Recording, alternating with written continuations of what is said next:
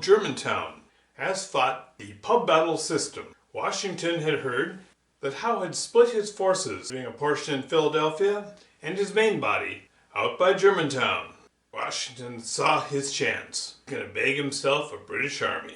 Now, historically, Washington had 5 different commands coming down 5 different roads and marching through a dark night. A maneuver that was way beyond what his army was able to accomplish, and it fell apart. So today I'm going to have Washington, with all of his forces except the militia, are going to be coming down Eastern Road, attacking the British from the flank. The militia will be coming down the Indiantown Road, bypassing Germantown, and demonstrating to his front. Let's see how this plays out. Now, ordinarily, when you play versus another player, you can use reserve cards, and all you have on the map is your HQs. Since I'm playing two-fisted solo, that's not necessary. So I'll have everybody on the map, and you can clearly see where they are. Now, one thing you'll notice, bringing everyone in on one road, Greene, Sullivan, and Washington bringing their forces on one road, is it's going to take them 2 turns just to get the last back end of their column on the map. If you brought them in on different roads, they could all be down there at once. But all the roads kind of converge in the center, and I'm trying to attack around. At this point, the British are unaware of anything. Since I'm playing two-fisted solo, I can run this like a simulation. At this point, in the thick fog, in a dark night, early morning, the British are aware of nothing. This is mid-morning. The fog will be with us all day. The column advances farther along. I'm going to use my column markers because in this case it may not be obvious who's still in column and who is not. We begin with Armstrong coming out of column, and then Washington's column on the continental left. Within 1/3 and see some British troops. They come out of column, moving off the road. And then the rest of the column moves up. Smallwood's militia come out of column. Some continental detachments sent along to strengthen the militia march up behind them.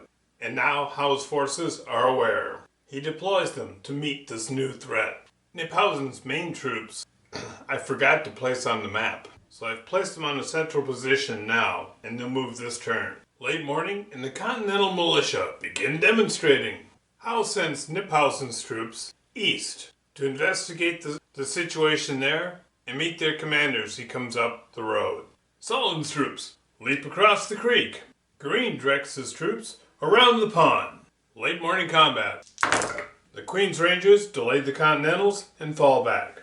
It's midday, and Greene's troops attack. Knyphausen holds the Colonials and strengthens his line. Washington readies his reserves. Howe adjusts his line. He sent a detachment across the Wissahickon at Vandering's Mill to see if there's any Continental troops trying that western passage. Midday combat. Greene's troops are driven back, but Knyphausen's artillery has been sacrificed. And now it's early afternoon. Greene throws fresh troops into the assault on the British line, and Cornwallis arrives with his grenadiers. Knyphausen flanks the attack. Sullivan supports Greene troops while pressing his own attack. And now combat in the early afternoon. Sullivan's attack on the continental left. The Queen's Rangers fall back behind the grenadiers, while Sullivan's troops, shocked by the unexpected appearance of the grenadiers, fall back. Greene's assault on Knyphausen, now outflanked. They manage to push Knyphausen's troops back, but at a heavy cost. They are lost to the day's battle. And now Sullivan's flank attack. The British forces are driven off. It's now late afternoon. The detachments of regulars move up and stiffen the militia as they do what they can to hold Howe's forces from the main effort. Washington brings his artillery forward to stiffen the militia. Now remember, with this heavy fog, the artillery can't bombard, can still fire grape in defense, and that's very deadly. Cornwallis sends his grenadiers forward. Knyphausen joins Cornwallis in his drive. Sullivan and Greene hatch a hasty plan. There is no love lost between these two armies. On the far colonial left, the surrounded grenadiers. Fortune has favored the bold. Knyphausen and Greene battle it out. Costly fighting, but eventually the British are driven back. The Continental commanders hatch a plan. Washington sends his reserves into the British line. Knyphausen outflanks Washington's reserve troops. Cornwallis and the Queen's Rangers race back to the main line. Howe sends the line forward, and Sullivan supports Washington's attack. And combat in the early evening on the Continental left. Although they take heavy losses, the British avert disaster. In the center, the British are driven back. And now it's late in the evening.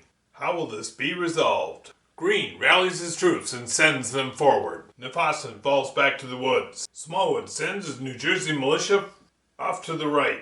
Washington sends his best troops into the British retreating infantry. Armstrong's Pennsylvania militia drive forward, and a detachment of Continentals supports their brethren. Cornwallis, not wanting to roll the dice and gamble on disaster, falls back. And the day comes to a close. Now, since no one has won the battle outright at this point, you could play a second day. Knyphausen does have a block of Hessians coming up, and it could be an interesting battle. But I'm going to say at this point that the British have slipped away. They didn't want a major fight. They would have really hoped to have sent the colonials packing, but that didn't happen. You want to count up points, decide it that way. The British lost 16 points, the colonials 11, which is a slight colonial victory, which is why I'm just simply deciding to say the British are leaving. What would you have done? Good game.